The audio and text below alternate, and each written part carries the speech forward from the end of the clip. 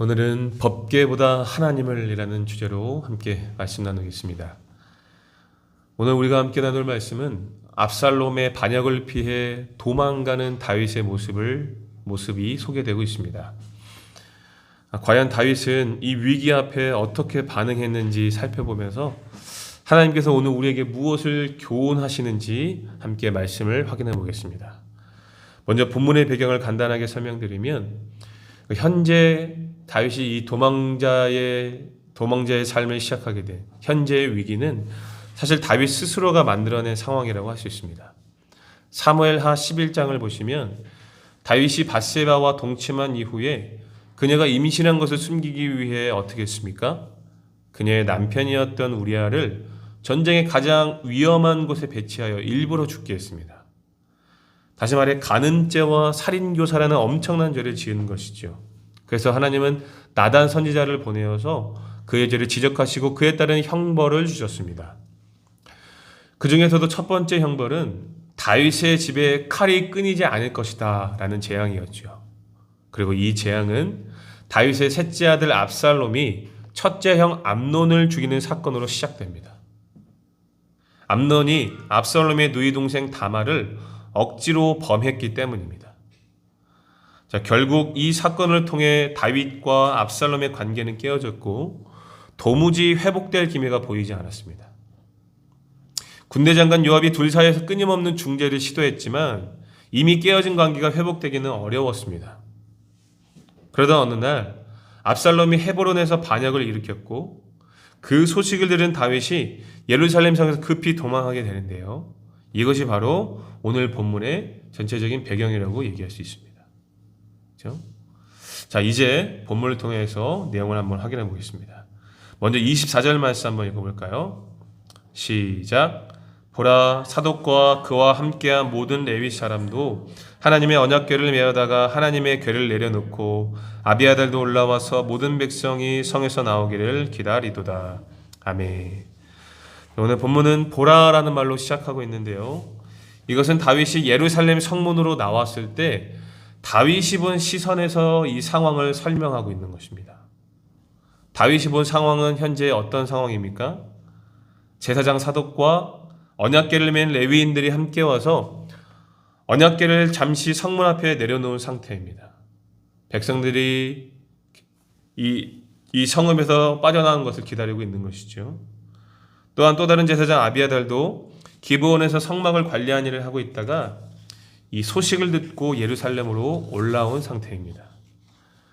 다시 말해 제사장 사독과 아비아달 그리고 모든 레위 사람들이 언약궤를 가지고 다윗을 따라가기 위해 미리 준비하고 기다리는 상황을 지금 다윗의 시선으로 보고 있는 거예요.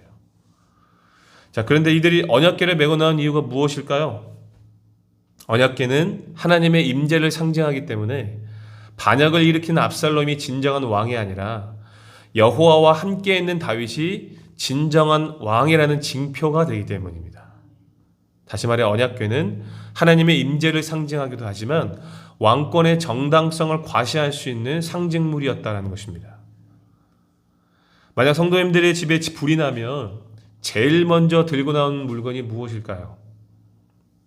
우리 성도님들이 가지고 나오는 가장 먼저 들고 나오는 물건이 본인이 가장 가치 있다라고 생각하는 것이겠죠. 마찬가지로 아마도 다윗의 일행들은 급히 도망가는 상황이지만 무엇보다도 다윗이 가장 중요하게 생각하는 것이 이 언약궤일 것이다라고 생각했을 것입니다.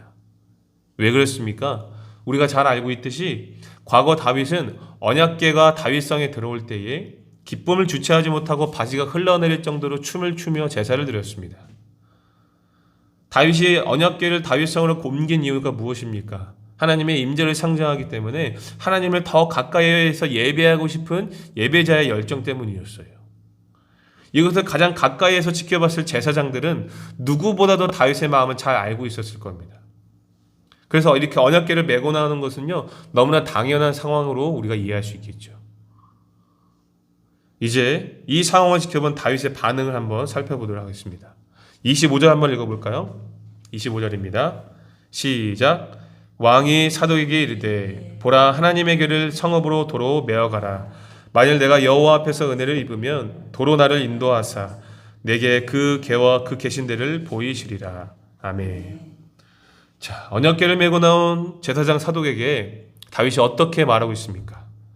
너무나 놀랍게도 언약궤를 다시 성읍으로 돌려보내고 있습니다. 예루살렘 성 안으로 다시 돌려보내는 거죠. 우리가 예상했던 것과는 정반대의 상황이 연출되고 있습니다. 그렇죠? 왜 그랬을까요? 도대체 왜 다윗은 언약궤를 돌려보내려고 했을까요? 우리 다시 한번 25절에 기록된 그의 고백을 통해 그 이유를 확인해 봅시다.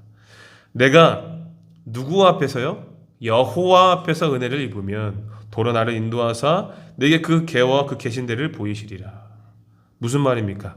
언약궤는 분명 왕권의 정당성을 과시할 수는 있는 상징물이지만 그는 언약궤보다 여호와를 의지하기로 한 것입니다.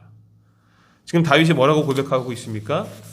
여호와 앞에서 은혜를 입으며, 언약궤가 아니라 여호와께 은혜를 입어야만 자신의 왕권이 지켜질 수 있다는 것을 고백하고 있는 거예요. 다윗은 분명하게 알고 있었습니다. 여호와께서 자신의 왕권을 거두신다면 아무리 언약궤가 동행한다고 할지라도 그의 왕권을 지켜줄 수 없다는 사실을 분명하게 알고 있었어요. 사무엘하 5장 12절을 보면 이렇게 기록되어 있죠. 다윗이 여호와께서 자기를 세우사 이스라엘의 왕으로 삼으신 것과 그의 백성 이스라엘을 위하여 그 나라를 높이신 것을 알았더라. 아멘. 다윗은 그의 왕권을 지켜주는 것이 언약궤가 아니라 여호와 하나님이라는 사실을 분명하게 인식하고 있었습니다. 그렇죠? 그래서 언약궤를 돌려보내라고 한 것이죠. 그러면서 이어지는 26절을 보십시오. 그의 고백을 통해 자신의 왕권을 지키시는 이가 여호와라는 사실을 분명하게 밝히고 있습니다. 26절 말씀 한번 읽어볼까요? 시작. 그러나 그가 이와 같이 말씀하시기를 내가 너를 기뻐하지 아니한다 하시면 종이 여기 있사오니 선이 여기시는 대로 내게 행하시옵소서 하리라. 아멘. 하나님께서 다윗을 향해 내가 너를 기뻐하지 아니한다 하시면, 다시 말해 왕위에서 내리시겠다라고 말씀하시면 그 뜻대로 순종하겠노라라고 겸손하게 고백하고 있는 거예요. 아마도 이 고백은 이 상황이 자신의 죄에 대한 하나님의 형벌 때문이라는 인식일 것입니다. 그렇죠? 자신이 지은 죄 때문에 이 다윗의 집에 칼이 끊이지 않게 되었고, 그렇죠? 그것을 통해서 이렇게 도망자의 신세가 된 거예요. 그래서 만일 여호와께서 자신을 기뻐하지 않으시고 형벌을 내리신다면 어떤 형벌도 달게 받겠다는 겁니다. 이 말은 곧 무엇을 의미하는 것입니까? 자신의 왕권이 오직 여호와께 있다는 사실을 인식하고 있었다는 거예요. 그래서 아무리 언약궤가 하나님의 임재와 왕권을 상징한다고 할지라도 그것을 의지하지 않았다는 거예요. 전적으로 하나님과 그분의 뜻을 의지했다는 거예요. 이렇게 급작스럽게 도망가는 위기의 상황 속에서도 그는 왕권을 상징하는 언약궤가 아니라 하나님과 하나님의 뜻을 의지했다는 것입니다. 그리고 이러한 다윗의 생각은 여기서 그치지 않았습니다. 전적으로 하나님과 그분의 뜻을 의지하기 위해 언약궤만이 아니라 제사장 사독과 아비아달도 예루살렘 성으로 돌려보내죠. 27절 말씀 한번 읽어볼까요? 시작. 왕이 또 제사장 사독에게 이르되 내가 선견자가 아니냐? 너는 너희의 두 아들 곧 내 아들 아히마스와 아비아달의 아들 요나단을 데리고 평안히 성읍으로 돌아가라. 아멘. 자, 현재 다윗의 상황이 어떻습니까? 한 사람의 동지라도 아쉬운 처지 아니겠습니까? 그렇죠? 하지만 다윗은 든든한 조력자요 지지자인 제사장 사독과 아비아달을 예루살렘으로 돌려보냅니다. 그 이유는 무엇일까요? 자, 방금 읽은 구절에서 확인할 수 있듯이 지금 다윗이 이 사독 제사장을 뭐라고 부르고 있습니까? 어떻게 부르고 있어요? 너는 선견자이니, 선견자로 부르고 있죠. 여기서 선견자라는 말은 선지자의 또 다른 이름인데 꿈이나 이상을 통해 계시를 받는 사람을 강조하는 칭호입니다. 여러분, 제사장들은요 우림과 둠밈을 통해 하나님의 계시를 받는 사람들이기 때문에 이렇게 선지자의 역할을 어느 정도 분담할 수는 있었습니다. 하지만 여기서 선견자라는 칭호는요 사독이 일반적인 제사장, 일반적인 선지자라는 뜻이 아니다라는 거예요. 이 칭호는 사독이 왕의 공식적인 상담자로서 왕궁의 여러 업무에 관여할 수 있는 신분임을 의미하는 겁니다. 그렇기 때문에 만약 사독이 예루살렘에 남아있을 때에 그가 아무리 다윗의 측근으로 있었다고 할지라도 압살롬이 그를 쉽게 숙청하지는 못할 것입니다. 왜냐하면 압살롬도 그의 도움이 필요하기 때문이에요. 무슨 말인지 이해가 되시죠? 그래서 성읍으로 평안히 돌아가라라는 이 말은요, 압살롬과 화평을 맺고 그 옆에 있으라라는 말입니다. 그러면서 28절과 29절에서 뭐라고 이야기를 하냐면, 사독이 예루살렘 성에 남아서 예루살렘의 사정과 어떤 새로운 정보들을 얻어서 그들의 아들들을 통해 나에게 전달해 달라라고 요청하고 있는 거예요. 그리고 그 정보들을 토대로 움직이겠다라는 겁니다. 자, 그런데 어떤 분들은 이러한 모습을 다윗이 선견자라는 사독의 위치를 이용한 것이 아니냐라고 말할 수도 있을 것입니다. 그렇죠? 하지만 다윗의 이 말은요, 25절과 26절의 내용과 이어지는 한 상황에서 나온 고백이기 때문에 그렇게 생각하기는 어렵습니다. 왜냐하면 앞서 25절과 26절에서 앞서 23절과 24절에서 그죠? 다윗은 언약궤를 돌려보내면서 하나님과 그분의 뜻을 전적으로 의지했다라고 고백하지 않았습니까? 그렇죠? 이 한 상황에서 이야기하고 있는 내용이에요. 사독까지 돌려보내는 게. 자, 그렇기 때문에 다윗이 사독에게 명령한 이유는 그들을 통해 예루살렘의 사정을 파악하여서 하나님께서 자신을 다시 거두시는지 아니면 버리시는지를 알려주는 역할을 위해서 돌려보냈다라고 보는 것이 우리가 바른 해석으로 우리가 해석할 수 있다는 것이죠. 앞서 확인했듯이 다윗은 하나님의 뜻에 전적으로 순종해야겠다고 고백했습니다. 그들이 예루살렘에 남아 현재의 상황을 확인했을 때에 하나님께서 다윗을 버리시는 상황이다라면 안타깝지만 다윗은 그 뜻에 순종해야만 한다는 것이죠. 그렇죠? 그것을 확인하기 위해서 제사장들을 남겨두는 거예요. 여러분 생각해 보십시오. 하나님의 뜻이 다윗을 버리는 상황이라면 조력자가 많은데 무슨 유익이 있겠습니까? 예루살렘의 사정을 확인할 사람이 누구라도 있어야 하는 건 아니겠습니까? 그렇죠? 그래서 그들을 다시 예루살렘으로 돌려보내기로 한 거예요. 물론 인간적인 마음으로 본다면 조력자 한 사람이라도 곁에 두는 것이 조금이나마 어떤 심신의 안정을 얻을 수 있고 도움을 얻을 수는 있겠지만 다윗은 무엇보다 하나님의 뜻을 우선적으로 생각했다는 거예요. 왜 그렇습니까? 다윗의 왕권을 지키시는 이가 여호와 하나님이라는 사실을 분명하게 인식했기 때문이다라는 거예요. 이처럼 다윗은 하나님과 그분의 뜻을 전적으로 의지했기 때문에 언약궤만이 아니라 이렇게 제사장 사독과 아비아달까지 돌려보낸 것입니다. 우리 성도님들은 다윗의 이러한 모습을 보면서 어떤 생각을 하셨나요? 저는 개인적으로 하나님을 전적으로 의지한다는 것이 생각보다 쉽지 않다라는 것을 느꼈습니다. 하나님의 백성들이 위기의 순간에 하나님을 의지하는 것은 당연하죠. 또한 하나님의 백성들은 위기의 때만이 아니라 매 순간 하나님을 의지하며 살기를 간구합니다. 그러나 우리의 삶을 가만히 들여다보면 어쩌면 우리는 하나님을 전적으로 의지하는 것이 아닐 수도 있겠다라는 생각을 해봅니다. 왜냐하면 다윗의 모습과 우리의 모습이 너무나도 다르기 때문입니다. 제가 본문을 묵상하면서 곰곰이 생각해 보았어요. 어쩌면 우리 안에 하나님을 대체할 수 있는 무언가가 있을지도 모르겠구나 라는 말이죠. 하나님을 대신하여서 의지하는 것. 무슨 말이냐면 과거 이스라엘은 엘리가 제사장으로 있을 당시에 블레셋과의 전쟁에서 언약궤를 이용하여 전쟁을 치르려 했다가 어떻게 됐습니까? 완전히 대패를 당하고 언약궤까지 빼앗기는 굴욕적인 상황에 처하게 됩니다. 그럴 수밖에 없겠죠. 언약궤는 상징물일 뿐이지 하나님 그 자체가 될 수는 없습니다. 하지만 이스라엘은 하나님이 아닌 이 언약궤를 의지했어요. 언약궤가 이스라엘 진영 안으로 들어올 때에 백성들은 엄청난 환호성을 질렀습니다. 블레셋 진영이 울릴 정도로 소리를 질렀다는 거예요.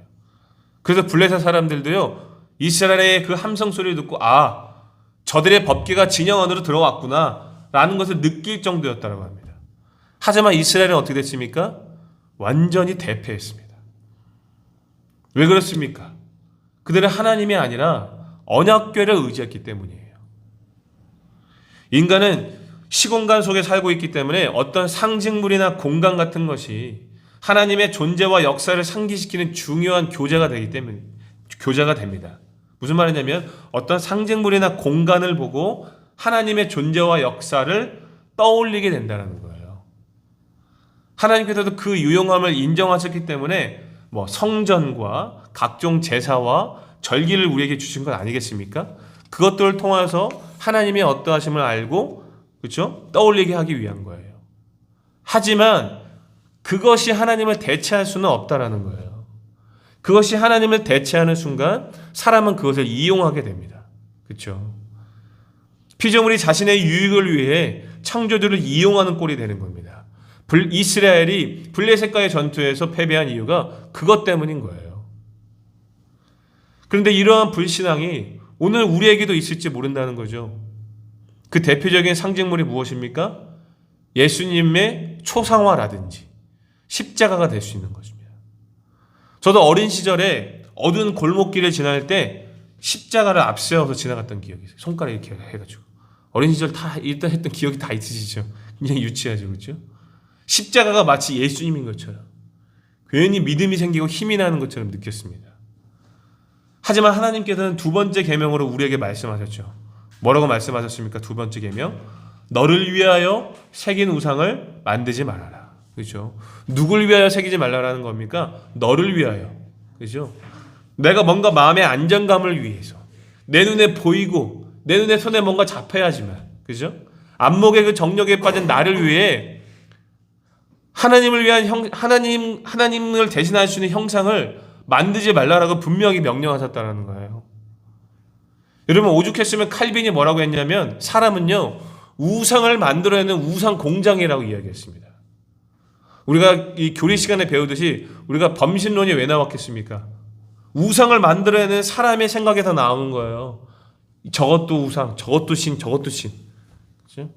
우상 공장이라는 겁니다, 사람이.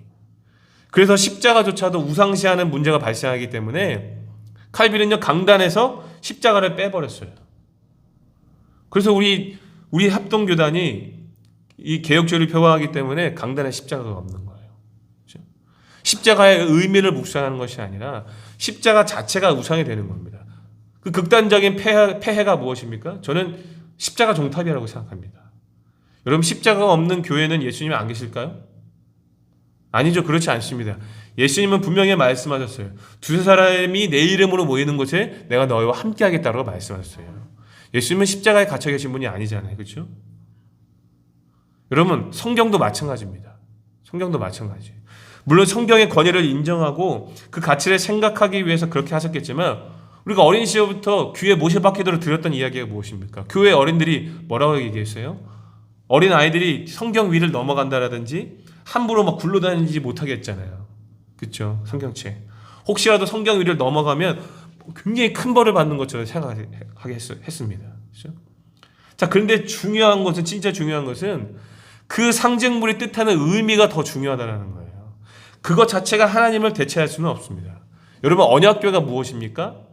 하나님과 언약을 맺을 때 받은 계명판이 들어있는 상자입니다. 그렇죠? 그러므로 이스라엘 백성들은요 그 언약궤를 보면서 무엇을 떠올려야 된다는 거예요? 하나님과 언약한 그분의 말씀을 떠올리고 상기해야 된다는 겁니다. 그리고 그 말씀에 순종할 때에 하나님의 임재를 경험할 수 있는 거예요. 그렇죠? 믿음은 들음에서 나며 들음은 그리스도의 말씀으로 말미암습니다. 하나님께서 신자에게 믿음을 주셔서 극적인 변화를 허락하시는데 그 믿음은 하나님의 말씀을 듣고 받아들일 때 일어나는 것이지 눈에 보이는 십자가와 예수님의 초상화 같은 것들이 우리에게 믿음을 주는 것이 아니다라는 거예요. 말씀이 우리에게 믿음을 줍니다. 그렇죠? 이뿐만이 아니죠.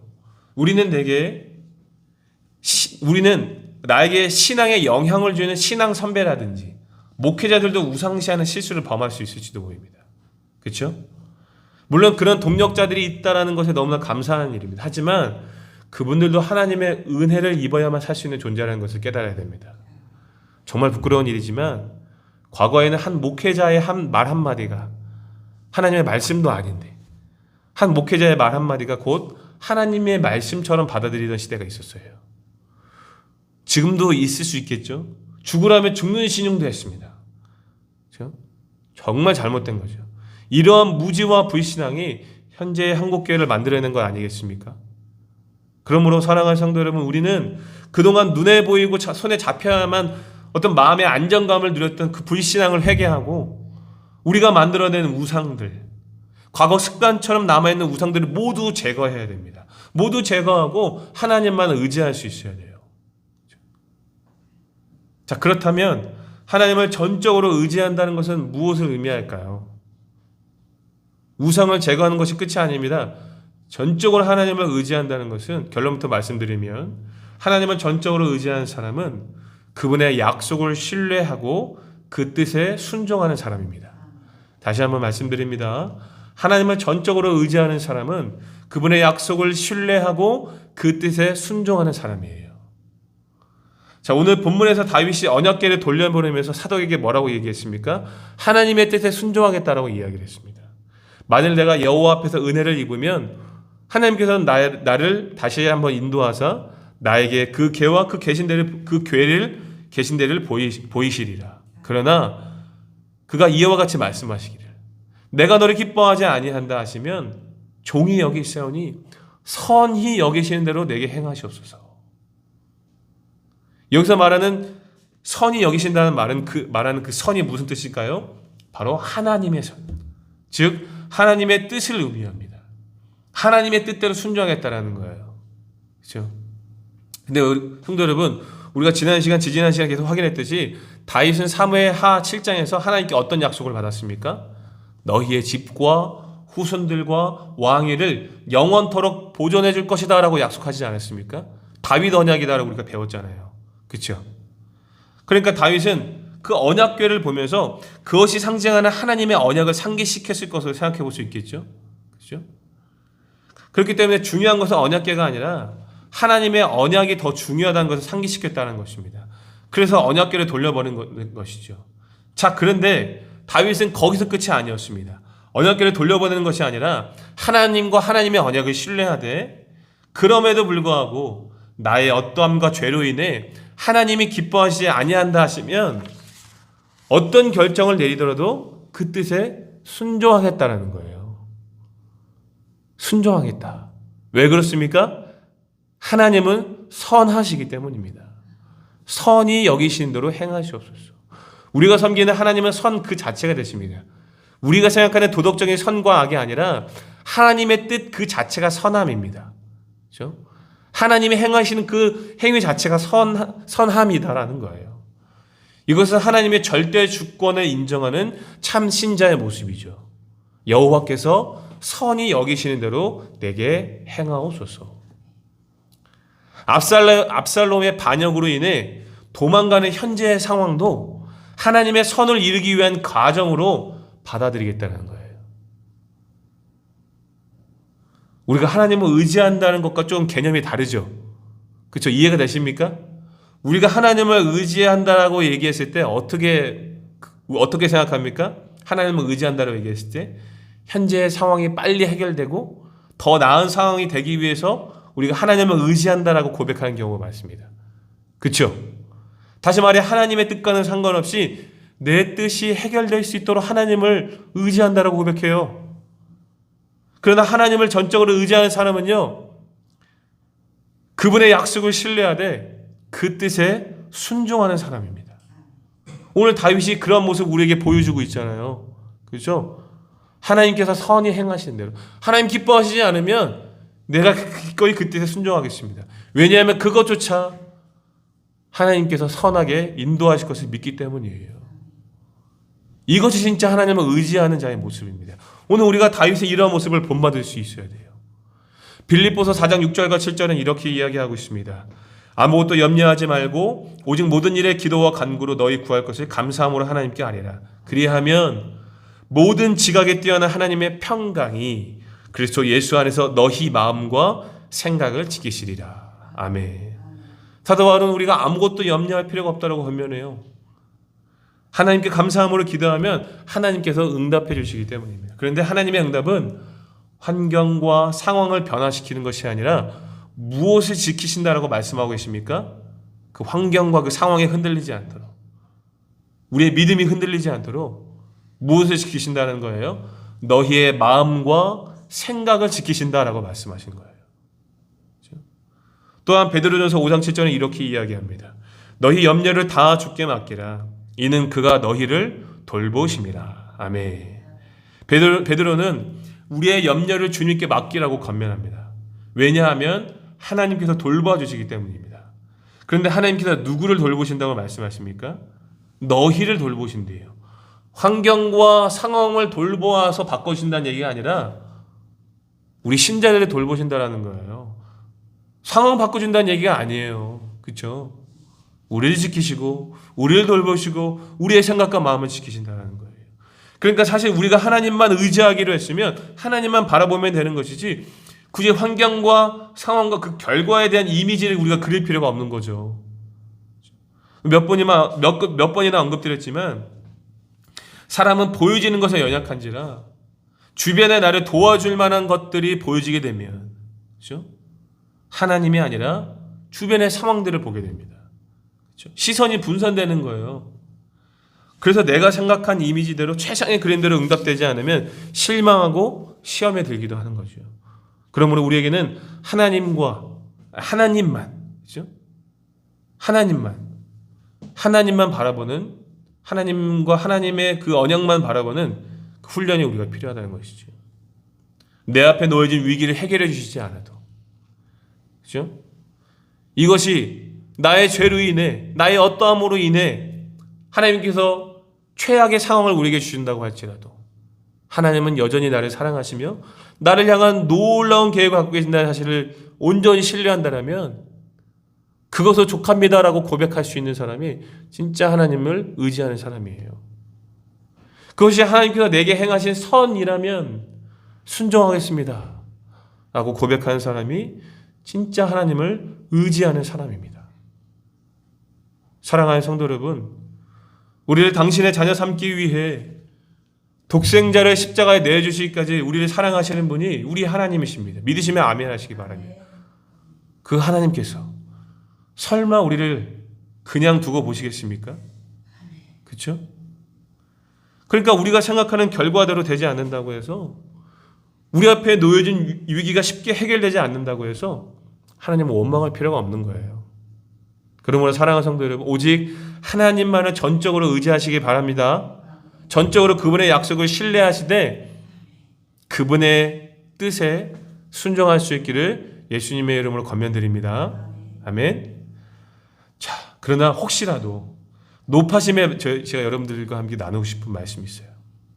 저는 우리 성도님들이 하나님을 의지하시되 막연하게 의지하지 않았으면 좋겠어요.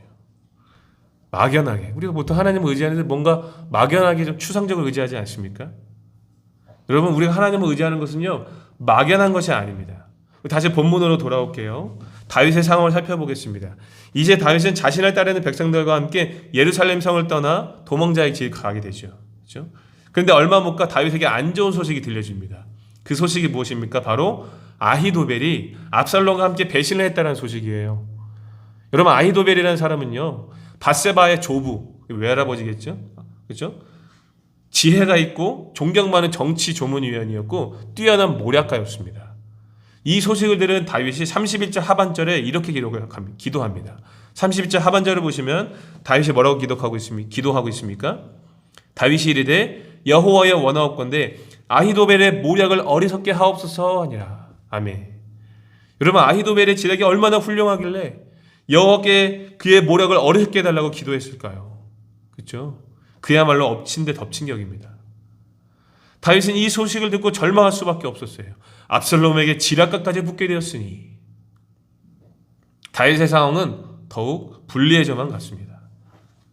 다윗이 그렇게 하나님께 기도하며 하나님을 경배하는 마루턱에 이를 때에 아렉 사람 후세를 만나게 됩니다. 여러분, 후세는요, 이 당시 다윗에게 대해서 여러 가지 지략을 내놓았던 지략가입니다. 다윗도 완전히 죽으라는 법은 없는 것 같아요. 그렇죠? 압살롬에게 아히도벨이 있다면 다윗에게는 이 후사라는 지략가가 생긴 것입니다. 자, 하지만 놀랍게도 다윗은 이번에도 후세를 예루살렘으로 돌려보냅니다. 우리 33절과 34절 말씀 한번 읽어볼까요? 시작. 다윗이 그에게 이르되 내가 만일 나와 함께 나아가면 내게 누를 끼치리라. 그러나 내가 만일 성읍으로 돌아가서 압살롬에게 말하기를 왕이여 내가 왕의 종이니이다. 전에는 내가 왕의 아버지의 종이었더니 이제는 내가 왕의 종이니이다 하면 내가 나를 위하여 아히도벨의 모략을 패하게 하리라. 아멘. 자, 보세요. 설명드릴게요. 여기 33절을 보시면 네가 나와 함께 가면 내게 누를 끼친다는 말은요, 후세가 굉장히 나이가 많았거든요. 그러니까 이제 거동안에 불편함이 있으니까 그를 배려하기 위한 표현으로 생각하시면 됩니다. 자, 그런데 다윗이 후세를 예루살렘으로 돌려보내는 진짜 이유는 나이가 많아서가 아니라 예루살렘에 남아서 아히도벨의 모략을 패하게 하도록 하는 것이 더 좋은 방법이다라고 생각했기 때문인 거죠. 그죠? 앞서 다윗이 하나님께 뭐라고 기도했습니까? 아히도벨의 모략을 어리석게 하옵소서라고 기도하지 않았습니까? 그렇죠? 그렇게 기도하고 가는 중에 하나님께서는 다윗에게 누굴 보내신 거예요? 후세를 보내신 거예요. 이렇게 다윗은 자신이 기도한 기도의 응답이 후세를 통해 이루어지기를 바라는 마음으로 그를 예루살렘으로 돌려보낸 겁니다. 실제로 본문을 계속해서 읽어가다 보면은요, 이 후세를 통해 상황이 역전되어지고 그를 통해 다윗이 왕권을 회복하게 되는 것은 아주 결정적인 상황이 발생되는 거죠. 그렇죠? 다시 말해 제가 하고 싶은 얘기가 뭐냐면 다윗은요, 기도만 하고 끝난 것이 아니라 그 기도가 실현될 수 있도록 하나님이 주신 기회를 최대한 사용했다라는 것입니다. 막연하게 하나님을 의지하는 것이 아니라 상황에 맞는 지혜로운 행동을 취했다라는 거예요. 이해가 되시면 아멘 하시기 바랍니다. 성도 여러분, 우리가 어떤 생각을 하고 어떤 계획을 하고 이렇게 계획하고 실행하는 것이 믿음과 상반된다라고 생각하는 경우가 많은데 아니요, 그렇지 않아요. 믿음은요, 막연한 것이 아닙니다. 오히려 해야 할 일을 하지 않는 것이 불신이고요, 해야 할 일을 하는 것이 믿음입니다. 그렇기 때문에 우리는 하나님을 전적으로 의지하되 막연하게 따르는 것이 아니라 해야 할 일을 하는 믿음으로 반응할 수 있어야 된다는 것이죠. 그러므로 사랑하는 성도 여러분, 막연한 믿음이 아니라 해야 할 일을 하는 믿음의 사람이 될 수 있기를 예수님의 이름으로 축복합니다. 자, 이제 말씀을 마치겠습니다. 하나님께서는 본문을 통해 우리에게 주시는 교훈을 주셨는데, 하나님께서 오늘 본문을 통해 우리에게 무엇을 교훈하고 계십니까? 먼저 첫 번째는 우리는 과연 하나님을 전적으로 의지하고 있는가를 우리에게 말씀하고 계십니다. 그리고 두 번째는 우리는 과연 해야 할 일을 하고 있는가? 그죠? 막연하게 하나님을 의지하고 있는가를 우리에게 말씀하고 계십니다. 성도 여러분, 이 땅에 하나님을 대신할 수 있는 것은 아무것도 없습니다.